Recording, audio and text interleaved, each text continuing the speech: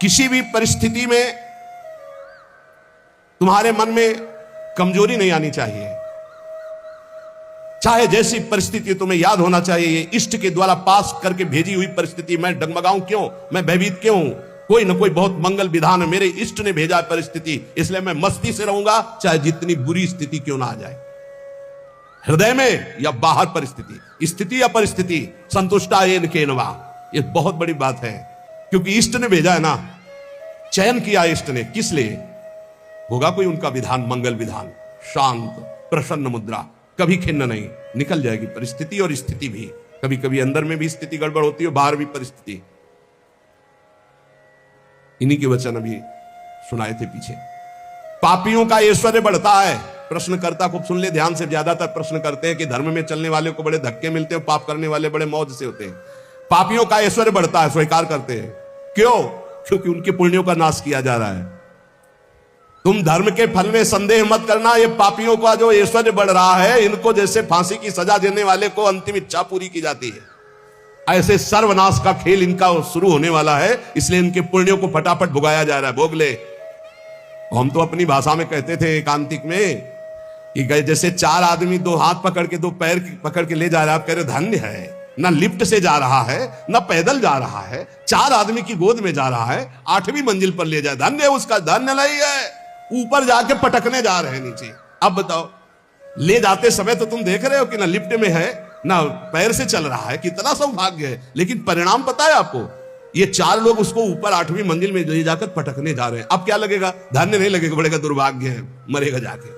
ऐसे ही पापी आदमी जब चारों खाने में हरा भरा नजर आवे ना, बढ़ता नजर आवे, तो आप हाथ जोड़ के शोक मगन होना, अब मरेगा ये जाके। ये चार जो ले जा रहे ना, ये ऊपर से पटकेंगे जाके।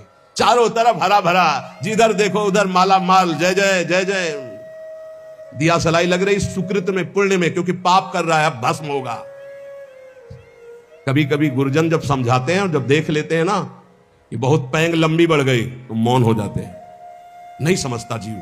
इसीलिए भगवान भी चुप हो जाते कि पहले जल ले। अच्छा, भगवान जानते कि तू मेरा अंश जलेगा, है नहीं, तेरी कपड़ा जलेगा। ये नयनम छिन्दन्ति शस्त्राणि नयनम दहति पावकहा न चैनम क्लेदयन्त्यापो न शोषयति मारुता। भगवान का बच्चा आग नहीं जला सकती, शस्त्र नहीं छेद सकता, जल नहीं डुबो सकता, वायु नहीं सुखा सकती। तो अगर डूब रहा है, मर रहा है तो मर, क्योंकि आत्मा को कुछ होना नहीं है और तेरे पाप किया है तो भोग।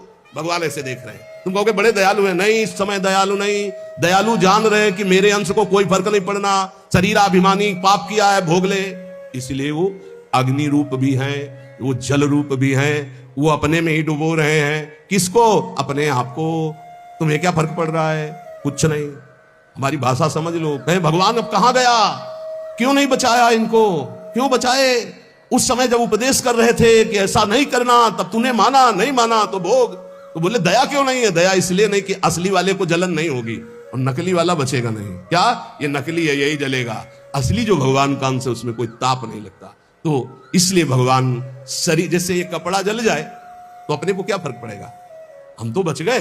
बोले बड़ी कृपा, हम बच गए, कपड़ा जल गया। ऐसे ही कपड़ा जलता है, हम बिल्कुल नहीं जलते, हमें ना कोई शस्त्र छेद सकता है ना अग्नि। तो ये जब भगवान का अंश जीव है, भगवान ये जानते इसलिए दया नहीं करते।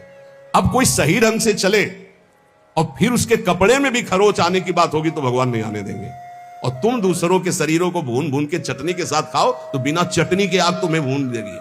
हमारी बातें बुरी लगेगी, लेकिन लिख लो, बिल्कुल फायर विकेट तब आएगी जब भून के तैयार हो जाओगे। पहले बूंद नहीं पानी मिलेगा, क्योंकि तुमने चटनी लगा के खाया है। और अग्निदेव बिना चटनी के तुम्हें खा जाएंगे, क्योंकि वही अग्नि भगवान का स्वरूप है। इसीलिए कहते हैं कि होश में ये मांस खाना, मदिरा पीना, व्यभिचार करना, पापाचरण करना बंद कर दो। प्रभु अभी तक जो हुआ हुआ, अब लो नसानी, अब ना नसइयो, नहीं खतरे में हो तुम पक्का। तुम्हें नहीं दिखाई दे रहा है, कोई अविनाशी शरीर नहीं तुम्हारा। इस शरीर के लिए पापाचरण करके कभी सुखी नहीं हो सकते। तो पापियों के ऐश्वर्य को देखकर अधर्म को धारण करने वाले कभी संदेह मत करना। इनको ऐसे सुख दिया जा रहा है जैसे फांसी की सजा देने वाले को अंतिम इच्छा पूर्ति की जा रही है। बुद्धि बदल जाती है, बुरी दशा आने के पहले बुद्धि बदली जाती है। आप ना आवे ताई तहां ले जाए, वहीं ले जाएगी जहां उसका नाश होना है। बहुत सावधानी से कोई गलती हो जाए, कोई पाप हो जाए तो तत्काल महापुरुषों से मिलो, संतों से, कि हमने ये अपराध कर दिया, उसका प्रायश्चित बता दो या हमें दंड दे दो और आगे से कभी नहीं करूंगा, अब मुझे उपाय बता। वो जो बोले, वृंदावन की परिक्रमा लगा लो, उपवास कर लो, ऐसा कर लो, बस बिना विचारे कर दो, उनके वचन से पाप नष्ट हो जाएंगे। क्रिया मात्र तो केवल एक निमित्त है, उनके वचन की तुम ये कर लो, ये ठीक हो जाएगा, तुम्हारा जीवन नष्ट नहीं हो पाएगा। यदि कोई गलती हो जाए तो उसका प्रायश्चित कर लो। देखो, जो भगवान का भजन करते हैं, कभी भगवान से कुछ मांगते नहीं, उनकी पूरी जिम्मेवारी भगवान स्वयं ले लेते हैं। अगर तुम मांगना ही है तो भगवान से भजन मांगो, भजन कि मेरा निरंतर भजन बनता रहे। तुम अल्पज्ञ हो, भजन के सिवा और जो भी मांगोगे वो धोखा हो जाएगा, कोई लाभ नहीं है। ध्रुव जी को भी बड़ी अशांति हुई थी परम पद मिलने, अटल पद भी मिलने के बाद। यदि तुम भजन करने वाले हो तो तुम्हारी निंदा होगी पक्का। भीतर ही भीतर जब निंदा हो तो प्रसन्न होना, उससे कभी शत्रुता मत करना, क्योंकि वो निंदा करने वाला कृपा करके भगवत प्राप्ति में जो बाधक पाप है उसको वो ले रहा है। बड़ी कृपा है। निंदा करना दूसरों के पापों को लेना है, अपने को तो करना नहीं है। दूसरा कोई अपनी निंदा करे तो बहुत प्रसन्न होना है। कितना महान है कि जो हमें भगवत प्राप्ति में बाधक भाव थे उनका वो अपहरण कर रहा है। बिना प्रयास के, बिना प्रयत्न के, बिना भोगे तुम्हारे प्रारब्ध का नाश करने की सामर्थ्य निंदा में है, जो तुम्हारी दूसरे निंदा करते हैं। बड़े कृपालु हैं। इसलिए निंदक को परम सहायक मित्र मानना चाहिए। निंदक नेरे राखे आंगन कुटी छवाए, समीपे रहे जिससे कोई चूक ना होने पाए, हर गलती हो हमारी देखे। और भगवान बड़े कृपालु हैं। निंदक को सूक्ष्मदर्शी लगाने की जरूरत नहीं होती, सीसी कैमरा लगाने की जरूरत नहीं होती, उनके कान और नेत्र वहीं लगे रहते हैं और वो एक एक बात पकड़ करके साधु की और उसको निर्मल करते रहते हैं। इसलिए धन्य है, प्रणाम है, स्वस्थ रहे निंदक। अंतिम में उनको भगवत प्राप्ति हो, क्योंकि हमें भगवत प्राप्ति में बड़ा सहयोग किए। निंदा करने वाले महान मित्र हैं, जो हमारे प्रारब्ध को बिना भोगे वो काट देते हैं। दूसरों की निंदा करने से जो हमारे पाप नष्ट होते हैं, अपनी प्रशंसा करने से अपने पुण्य और तप नष्ट हो जाते हैं। अपने मुख से कभी अपनी प्रशंसा न करे, दूसरे जो हमारी निंदा करते हैं उसे चैन से, आनंद से सुन ले कि हमारे ऊपर भगवान की बड़ी कृपा है, बड़ा पावन किया जा रहा है। जब तक तुम्हें आत्मानंद का अनुभव न मिले, भगवदानंद का अनुभव न मिले, तब तक विषयानंद से दूर रहना, विषयानंद के भोगी पुरुषों से दूर रहना। भगवदानंद का अनुभव करने वाला चक्रवर्ती सम्राट को भी एक तिनके के बराबर समझता है। सुरपति नरपति लोकपति जिनके भावे घास।